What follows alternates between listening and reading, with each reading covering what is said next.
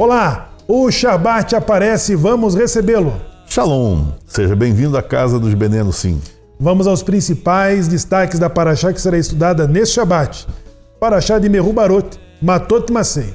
Matot inicia-se com uma discussão das leis sobre Nedarim, promessas, e também Shevuot, juramentos. A Torá então descreve a batalha do povo judeu e a vitória sobre Midian, seguido por uma narrativa detalhada da distribuição dos despojos de guerra. Antecipando-se próxima à chegada à terra de Israel, as tribos de Reuven e Gade adiantaram-se para requerer a sua herança e posse a leste do Rio Jordão, ao invés exatamente da Terra Santa, pois a margem leste seria mais apropriada para os seus abundantes rebanhos. Após alguma discussão, Moshe concorda, mas apenas sob a condição de que ajudassem o restante da nação a conquistar toda a terra de Israel, antes de retornarem para estabelecer-se no seu legado. Masei inicia-se com um resumo de toda a rota viajada pelo povo judeu durante seus 40 anos no deserto, começando com seu êxodo no Egito e concluindo com a sua chegada às margens do Rio Jordão. Após ordenar ao povo para expulsar todos os habitantes da Terra Santa, a Torá delineia as fronteiras exatas da terra de Israel. Já que os levitas não receberam uma porção como os demais, cidades especiais foram separadas para eles. Alguns desses locais serviriam também como cidade de refúgio para alguém que, sem intenção, tenha matado uma pessoa e então fugiria para uma dessas cidades para buscar abrigo e evitar a vingança de um parente próximo da vítima, lá permanecendo até a morte do atual Kohen Gadol. Após estabelecer os parâmetros para as várias categorias de assassinato, o livro Bar Midbar conclui uma informação mais completa a respeito das filhas de Soloferat e as leis sobre a herança, Zait. Razak, Venit e Razek. Estamos concluindo nesse Shabat, né, Zait? Mais um livro da Torá. Bar Midbar, que foi importante, né? Levantou o censo. Esse livro organiza, né, a Israel enquanto nação e agora já os coloca às margens do Rio Jordão. E já preparando para a invasão da Terra Santa. Para a conquista da Terra Santa. Para a conquista da Terra Santa. E você sabe que tem um Midrash, Zait, que afirma, quando fala sobre os descendentes de Nahor, né, que são os parentes de Abraham Avinu. Então tem uma parte do Midrash que afirma que os pais, os descendentes de Abraham já moravam em Canaã, né? E que com a morte do irmão de Abraham, eles voltaram para a região da Mesopotâmia, né? E depois eles voltariam novamente para a terra de Canaã, que foi quando o pai de Abraham morre lá na região de Harã, né, ali próximo a Ur dos Caldeus. Né? Ou seja, não entendemos o motivo, né, de que ele não conseguiu concluir essa missão, mas Hashem chama Abraham Avinu para essa conquista. E agora passa-se 39, 38 anos e Bar Midbar descreve eles ali já próximo às margens do Rio Jordão. Já se preparando para... Aproximando-nos. E nós temos aí, na Parashá de Masei, né, antecipando-se aí, Matot, que fala sobre a herança, né, já estão tratando das divisões das terras, onde vai sair a jurisprudência das filhas de Soloferat, né, de que elas terão parte nessa herança. Mas vamos voltar para Matot, Zay. Diga lá o que sobre promessas e juramento. Bom, veja, Zait, Bar Midbar 30, ele cria ele cria os aspectos de que nós possamos fazer votos e juramentos. Bom, exatamente. O ponto é o seguinte: o Eterno, ele nos deu tudo que ele fez foi bom. Sim. Nada daquilo que ele fez deixou de ser bom. Totalmente bom, completamente bom. Então, desagrada ao Eterno o fato das pessoas abrirem mão daquelas coisas boas que nos deu o Eterno de forma fantástica, de forma maravilhosa, de forma como um pai dá um bom presente a um filho. Então, quando o filho ele se nega a aproveitar desse presente, a aproveitar dessa coisa boa que o Eterno Deus nos deu, então ele não gosta, embora aceite, né? Como sendo uma forma, a pessoa vai se sacrificar, né? Mas não é uma coisa que ele goste.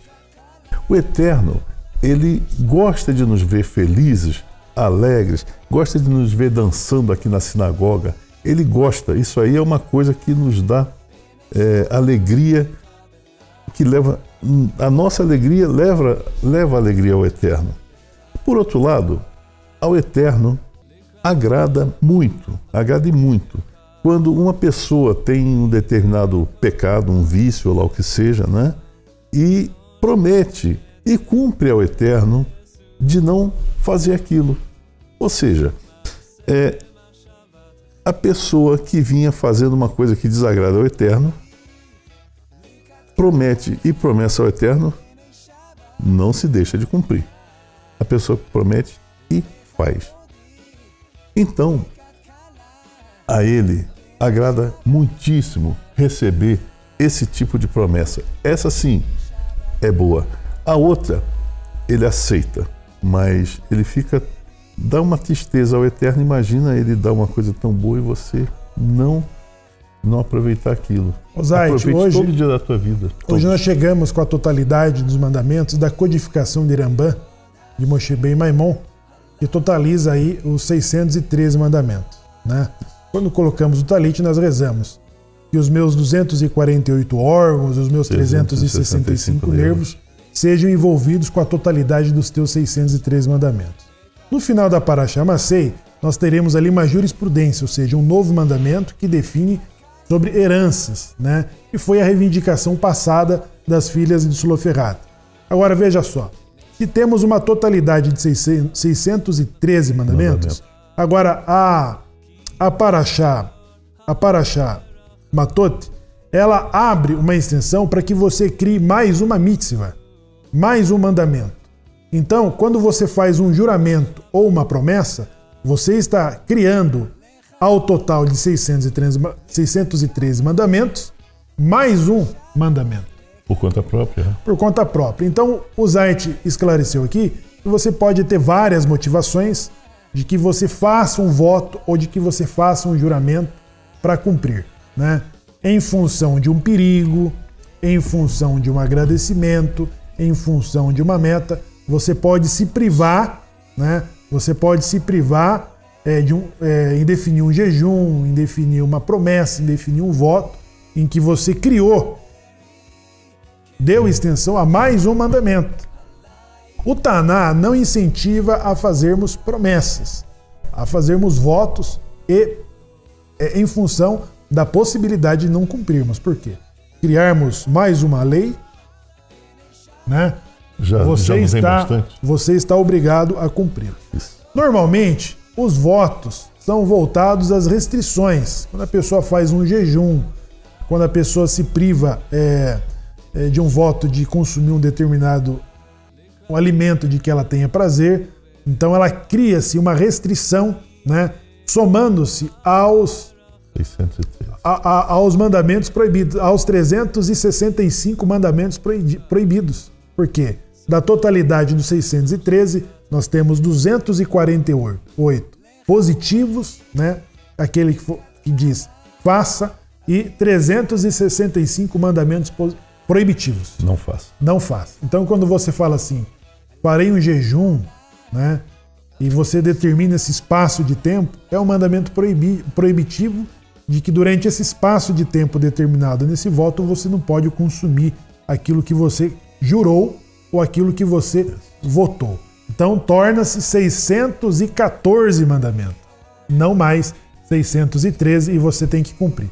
Hoje existe um movimento chamado-se de Ben Noah, que são aqueles que cumprem 7 mandamentos, e apresentam-se ser os descendentes, as leis universais de Noa, né, que teria preservado e poupado a geração o mundo daquela geração.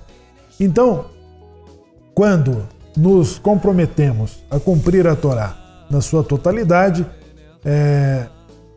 existe essa advertência, né? Agora, ela é regulada para os homens, né? E também para as mulheres casadas, para a filha e para a noiva, né? O voto da noiva, o voto da filha e o voto da esposa, ela fica sujeita à aprovação, a ser promulgada. O do pai, ou do noivo, ou do esposo.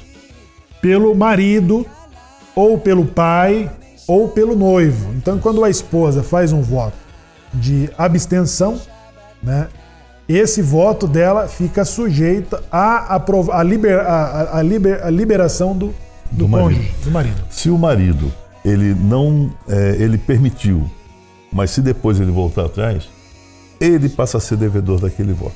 Exato. Então essas são as leis dos votos, né? E é bacana que a Torá abre essa extensão. Quando nós falamos de jurisprudência, de um novo mandamento que surge em Macei sobre as leis de herança, que até momentos atrás, quando na paraxá passada, esses mandamentos não existiam, e sob consulta então Hashem determina esses novos mandamentos. Moshe foi muito inteligente em colocar essa decisão na decisão do Eterno, que é sábia. Exato. Que não erra. Zait, agora quanto aos produtores, né, aos criadores de gado, que se interessaram em ficar com as terras, com os pastos. A margem leste do Jordão. Do Jordão. Né? Pois é. Eles, Moshe, de forma muito sábia, ele falou, bom, se vocês quiserem essa terra, vocês podem ficar com ela, porém, vocês vão abandonar os seus irmãos? Não, nós vamos seguir juntos e vamos participar das guerras, e só depois disso estabelecido nós retornaremos às nossas posses, às nossas possessões. É importante compreender, né, depois da conquista de Israel, e a vulnerabilidade em que ficará essas terras diante dos inimigos que envolvem Israel, né? E como que vai se dar as invasões e também a diáspora de Israel mediante a conquista dos inimigos. Zait, isso e muito mais será comentado aí pelo mais competente Minyan, que fala de Anusim para Anusim. Compartilhe esse vídeo com seus amigos no Facebook, inscreva-se no nosso canal e ative as notificações. Seja mais um mantenedor da casa dos Benei Anusim. Shalom. Shalom.